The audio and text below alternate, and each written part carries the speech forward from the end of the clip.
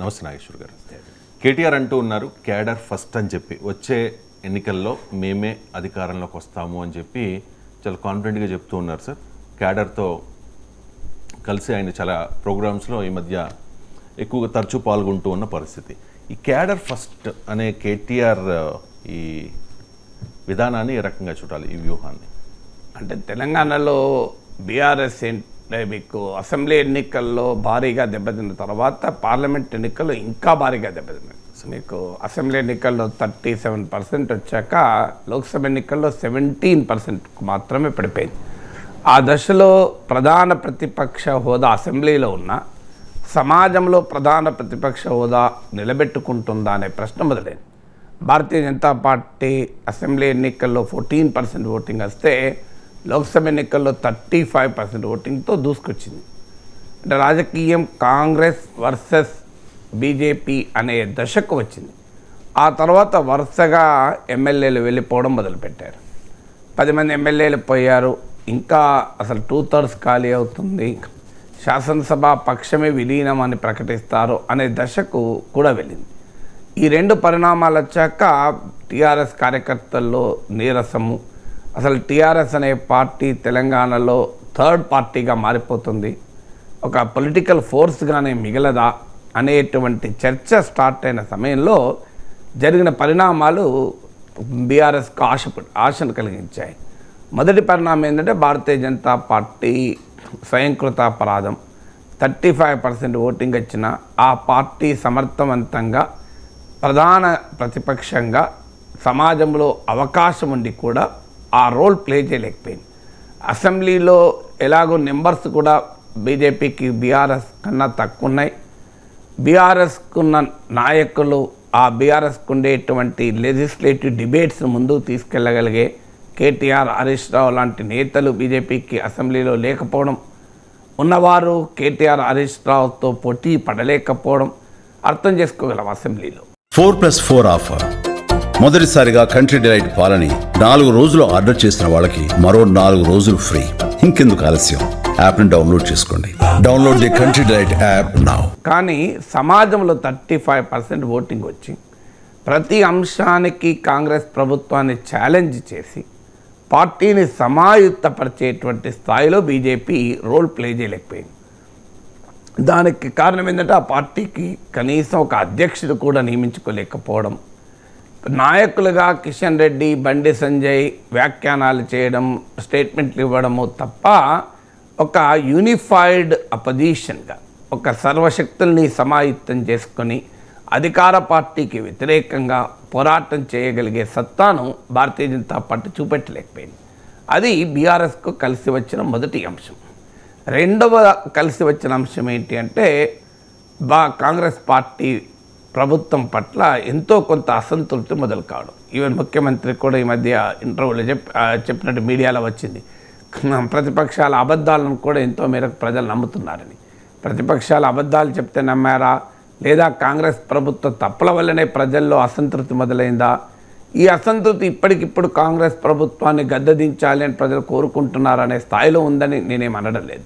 కానీ క్లియర్గా ప్రజల్లో అసంతృప్తి మాత్రం మొదలైంది.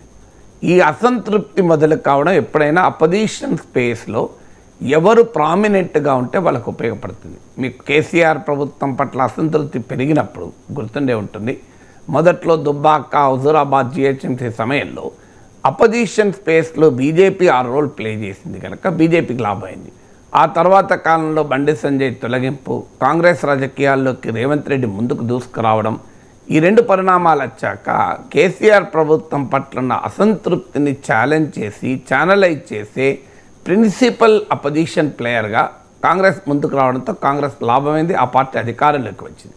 అందువల్ల ఇక్కడ కూడా కాంగ్రెస్ పార్టీ పట్ల ఆ కాస్త అసంతృప్తి అయిన మొదలైన సమయంలో బీజేపీ నిర్వీర్యమైన పరిస్థితిలో, అంటే ఉండాల్సిన స్థాయిలో ఉండలేని స్థితిలో ఉంటే బీఆర్ఎస్ ఆ రోల్ను సమర్థవంతంగా ప్లే చేసింది. అది రుణమాఫీ అమలు కానీ వారి పక్షాన మాట్లాడడం కావచ్చు, గ్రూప్ 1 ఎగ్జామ్ గురించి మాట్లాడడం కావచ్చు, ఇలా అంది వచ్చిన ప్రతి అవకాశాన్ని చాలా పవర్ఫుల్గా బీఆర్ఎస్ నాయకులు ఉపయోగించుకోవడం మొదలుపెట్టారు. సో కేసీఆర్ ఫీల్డ్లో లేకపోయినా ఆ ఫీల్డ్లో కేటీఆర్, హరీష్ రావు ఉండి కేసీఆర్ లేడు అన్న భావన కూడా ప్రజలకు కలగకుండా జాగ్రత్త పడ్డారు. సో అందువల్ల ఇది రెండవ ఫ్యాక్టర్గా మూలపడ్డది. మూడవది, సహజంగా ఒక రాజకీయ పార్టీ ఓడిపోయాక బలహీనపడుతుంది, నీరసపడుతుంది, నిర్వీర్యపడుతుంది. కానీ ఆ పని బీఆర్ఎస్ చేయలే. బీఆర్ఎస్ని ఒక విషయానికి మాత్రం ఖచ్చితంగా అప్రిషియేట్ చేయాలి. దెబ్బ మీద దెబ్బ తగులుతున్నా, అంటే అసెంబ్లీ ఎన్నికల్లో 10% ఓటింగ్ తగ్గి, మీకు లోక్సభ ఎన్నికలకు వచ్చే వరకు మరో 20% ఓటింగ్ తగ్గి, మీరు 2018 అసెంబ్లీ ఎలక్షన్స్కు 2024 లోక్సభ ఎలక్షన్ల మధ్య బీఆర్ఎస్ ఓటింగ్ 30% పడిపోయింది. అంటే 2018 అసెంబ్లీ ఎలక్షన్లో 47% ఓటింగ్ వచ్చిన బీఆర్ఎస్ కాస్త 2024 లోక్సభ ఎలక్షన్స్లో 17% ఓటింగ్ వచ్చింది. కనీ విని ఎరగని స్థాయిలో పతనం. ఆ రకంగా అనీమియా అంటారు, అంత భయంకరమైన అనీమియా, అది మామూలు అనీమియా కాదు. ఆ దెబ్బకు అసలు బీఆర్ఎస్ లేవకూడదు. కానీ ఆ పార్టీ నాయకత్వం చూపినటువంటి పటిమ వల్ల నిలబడ్డది. దానికి ఖచ్చితంగా కేసీఆర్ వ్యూహరచనకు మనము మార్కులు వేయాలి. కేటీఆర్, హరీష్ రావు ప్లే చేసిన రోల్ను ప్రశంసించాలి వాళ్ళ పార్టీ దృక్పథం చూస్తే. అందువల్ల ఇది ఎప్పుడైతే బీఆర్ఎస్ ఓటింగ్లోనే కాదు, 47% నుంచి 17% ఓటింగ్ పడిపోవడమే కాదు, పార్టీ నుంచి పెద్ద సంఖ్యలో నాయకులు కూడా వెళ్ళిపోతున్న తరుణంలో ఆ పార్టీ క్షేత్రస్థాయిలో నిలబడడం వల్ల ఈ రకమైన ప్రభావాన్ని ఇప్పటికైనా చూపగలుగుతుంది. అంటే బీఆర్ఎస్ అనుభవంలో తెలుసుకున్నది ఏంటి? ఎన్నికల్లో ఓడిపోవచ్చు, ఓట్లు గణనీయంగా తగ్గచ్చు, పార్టీ నుంచి నాయకులు పోవచ్చు, కానీ ప్రజల్లో గనక ఉంటే క్షేత్రస్థాయిలో ప్రజల సమస్యలపైన కన్సిస్టెంట్గా నిలబడితే సందర్భం, సమయం వచ్చినప్పుడు అవకాశం ప్రజలే ఇస్తారు అని. అది ఎప్పుడు వస్తుంది అవకాశం? నేనేమి ఊహాగానాలు చేయడం లేదు. కేటీఆర్ చెప్తున్నట్లు, కేసీఆర్ చెప్తున్నట్లు 2028లోనే వస్తుంది మాకు అవకాశం అంటున్నారు. I leave it to them. ఎవరి పొలిటికల్ స్పెక్యులేషన్ వారు చేసుకుంటారు. జనరల్ ప్రిన్సిపల్ ఏంటంటే, మీరు ఒక చెట్టు కూడా చూడండి, ఎండిపోతుంది, బాగా ఎండిపోతుంది, కానీ సడన్గా వర్షాలు పడి కాస్త అననుకూల వాతావరణం మారిపోయింది అనుకోండి, మళ్ళీ చిగురించి మళ్ళీ చెట్టు మరుస్తుంటుంది. మన అనుభవం, మన ఇంటి చుట్టే చెట్లను మీరు జాగ్రత్తగా గమనిస్తే, మన పెరట్లో ఉన్న చెట్టు అయినా బాగా ఎండిపోయిన చెట్టు మళ్ళీ చిగురించి మళ్ళీ కాయలు కాసిన అనుభవాలు కూడా ఉంటాయి.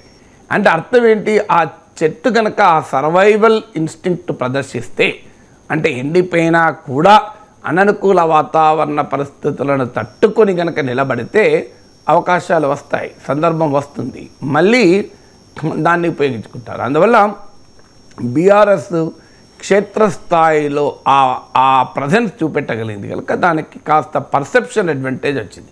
ఇప్పటికిప్పుడు అధికారంలోకి వస్తున్నామని చెప్పినా వాళ్ళు పర్సెప్షన్ అడ్వాంటేజ్, బీఆర్ఎస్ ఇర్రెలవెంట్ కాదు అనే పర్సెప్షన్ మాత్రం పెంచుకోగలిగారు.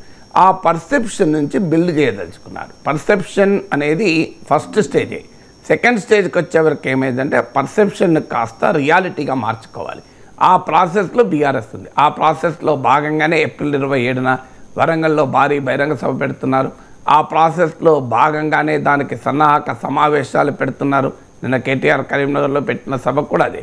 ఆ ప్రాసెస్లో భాగంగానే మీకు కేటీఆర్ క్యాడర్ ఫస్ట్ అని చెప్పి క్యాడర్తో ఉంటామంటున్నారు. సో ఇదంతా ఒక ప్రాసెస్ అయితే రెండవ డైమెన్షన్ కూడా ఉంది. ఆ రెండవ డైమెన్షన్ ఏంటంటే కేటీఆర్ చుట్టూ కేసులు, అది ఫార్ములా ఈ కేసు కావచ్చు, ఇంకోటి కావచ్చు, రాజకీయ వర్గాల్లో కేటీఆర్ని అరెస్ట్ చేస్తారు అనేటువంటి టాక్ కూడా రావడం. ఎప్పుడు కూడా ఒక రాజకీయ నాయకుడు జనంలో ఉన్నప్పుడు అరెస్ట్ అయితే ఆ జనం అనుకూలత వస్తుంది. మీకు చంద్రబాబు నాయుడు అరెస్ట్ అయ్యాడు, వైసీపీ పట్ల వ్యతిరేకత వస్తున్న సమయంలో 5 ఏళ్ల పాటు ప్రతిపక్ష నేతగా జనంలో ఉన్న సమయంలో అరెస్ట్ అయ్యాడు. మీరు అరెస్ట్ కూడా ఎక్కడయ్యాడైనా ఇంట్లో అరెస్ట్ కాదు, మీరు గమనిస్తే నంద్యాలలో అరెస్ట్ అయ్యాడు నాకు గుర్తున్నంతవరకు. అలాగే మీకు ఇంకొక ఉదాహరణ జగన్మోహన్ రెడ్డి ఉమ్మడి రాష్ట్రంలో కాంగ్రెస్ ప్రభుత్వంలో ఎప్పుడు అరెస్ట్ అయ్యాడు? ఓదార్పు యాత్రలు చేస్తున్నాడని చెప్పిన సమయంలో అరెస్ట్ అయ్యాడు. అంటే ఎవరైతే జనంలో ఉన్నప్పుడు, జనం సమస్యలపైన పోరాడుతున్నప్పుడు, ప్రజాక్షేత్రంలో చురుకుగా ఉన్నప్పుడు అరెస్ట్ అయితే ప్రజలు ఆదరిస్తారు. ఈ ప్రిన్సిపల్ కూడా తెలుసు కనుక కేటీఆర్ ఈ అరెస్ట్ అంటూ జరిగితే ప్రజల్లో ఉండాలి. ఇప్పుడు కవిత అరెస్టు బీఆర్ఎస్కు ఎక్కడా రాజకీయంగా లాభం ఇవ్వలే, కానీ కేటీఆర్ అరెస్టును కూడా తన రాజకీయంగా లాభం వచ్చేలా, కనీసం లాభం రాకపోయినా నష్టం జరగకుండా ఉండేలా ఒక ప్రయత్నం చేస్తున్నాడు. అది కూడా ఈ క్యాడర్ ఫస్ట్ అని చెప్పి క్షేత్రస్థాయిలో ఉండటానికి ప్రయత్నం చేయడంలో కారణం అది. అందుకే మీరు గమనించండి, అదో లగచర్ల వచ్చినా, అదో గ్రూప్ 1 వచ్చినా, అది ఏ ఇష్యూ అయినా కానివ్వండి, మేము జనంలో ఉంటాం. జనంలో ఉంటనైతే రక్షణ, జనమే జన కవచం ఉపయోగపడుతుందనే ఆలోచనలో క్యాడర్ ఫస్ట్ అంటున్నారు.